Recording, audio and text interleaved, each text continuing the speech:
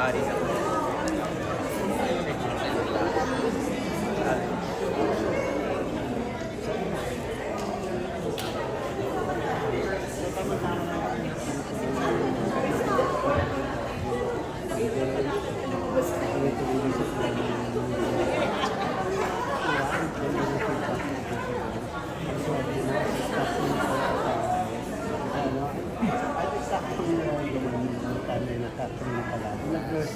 Sikat na yung kasama mo.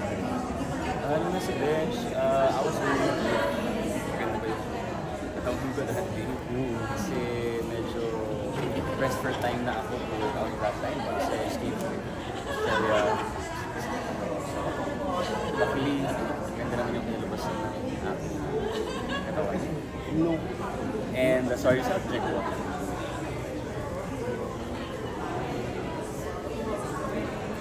Sorry for that. Okay. Nung past ng mga bench na shows, naka-underwear ka pa doon. Topless lang. Mas nakapili yung feeling sa iyo. Wala yung diferensya. Oo nga po eh. This means na ganda yung nagagawa ko the past few years. Siyempre, obviously, hindi ko naman ito makakamit. Hindi nagtiwala sa akin yung partner,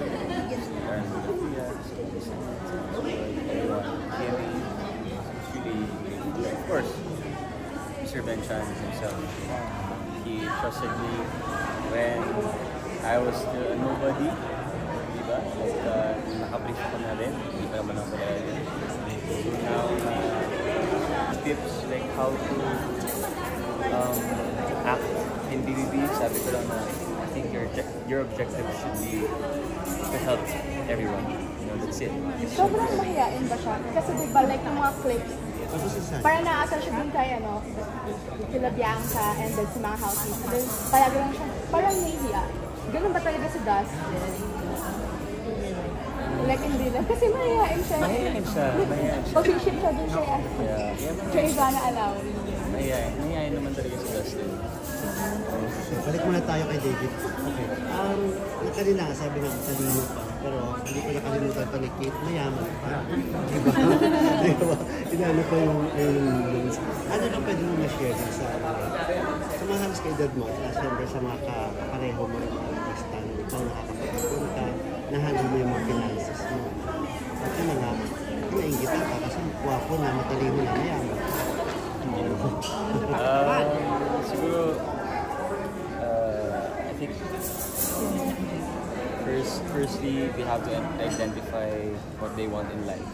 Like, if you want to be a doctor, if you want to be a tennis player kasi si Alex Ayala din. Yes. So yung nasa top of mind ko, if you want to be, you know, like you guys, like tawag po sa inyo, content creators, dito ba? So, kung ano yung gusto nyo gawin, kailangan nyo lang i-identify kung bakit nyo gusto maging ganun, at kung paano nyo mararating yung pangarap. So, yun ang palagi, ask the question, what, why, and how. Ayun, David, balik tayo sa Barba rin.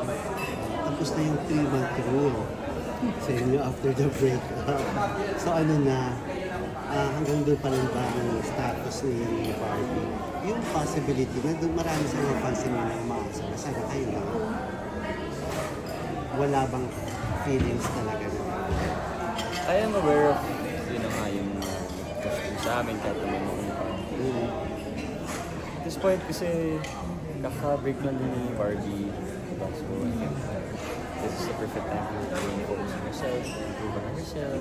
And the same with me, kaka-break lang din last year. So I don't know, like, at this point of my life, I'm the type of person who go with the flow. Diba? Parang whatever happens, happens. Mas pressure ba ngayon? Unlike before na alam na lahat ng taken si Barbie. Committed kayo. Mas may pressure. Yung clamor ng fans. To a certain degree siguro. Everybody naman, pag kapag pinupush ka on something, even if you like it, whether you like it or you don't like it, you will feel pressure. But for me, I've been in the industry for quite some time now, and I understand naman na lahat ng tao ay may gusto. So you just have to respect what they want. I mean, at the end of the day, it's still up to me, it's still up to whoever. Pero nagbago siya. Ano nabago ko sa pagtingin mo kay Barbie? Yung single na siya. Wala naman. Ganun pa rin ba? I mean, definitely. Or mas naging close kayo na? Mas naging close kami definitely. Siyempre, siyempre. You go out with her? O mas makita lang? Hindi ka ba sumasama pagka nag-run sila? Eventually. So, kasi... invite ka naman. Invite ko. I was really busy kasi with everything talaga. So, hindi ko... Yun, parang wala pa sa priority ko yung medyo mag-have fun. Kuya ka ba na after nito makasalanan, next day na ito-produce ni Manong Chavit para ito pa rin yung baba? Or role? How important Yes. this is to the fans? Para sa'yo, gano'n ka-importante yung ganito naman yung makakanood ng fans? Well, wait lang. Matawag sa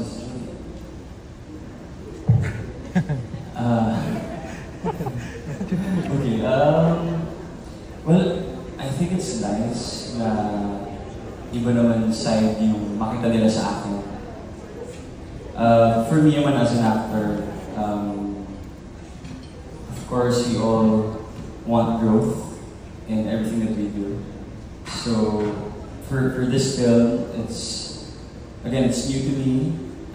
Hopefully, the outcome is great. Yung comedy side, medyo nahirapan talaga ako, to be honest. But then, sinasabi lang sa akin ni Direct na you just have to smile and just keep it light.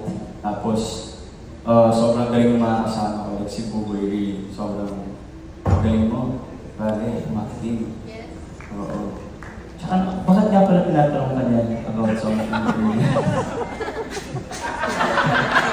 Hindi ko kasi talaga alam. David, we'll be right back. But yeah, going back to your question, yeah, I'm super excited for them to see this other side of my acting career. So, magiging mo. Pero meron na po isang parang na po para magbago.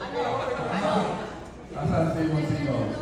Narinig ko po yung narinig ko po yung mga sinasabi nila. Sabi nila kung may bonus pa daw. Sino nagsabi? Sabi? Sabi? Sino nagsabi kung may gusto na may bonus? Si Betong pas ka, Betong. Taas ang kamay naman nagsabi ng bonus. Dok, lahat mo kami. Lahat kayo? Okay, bilangan mo sila. Uy, bilangin!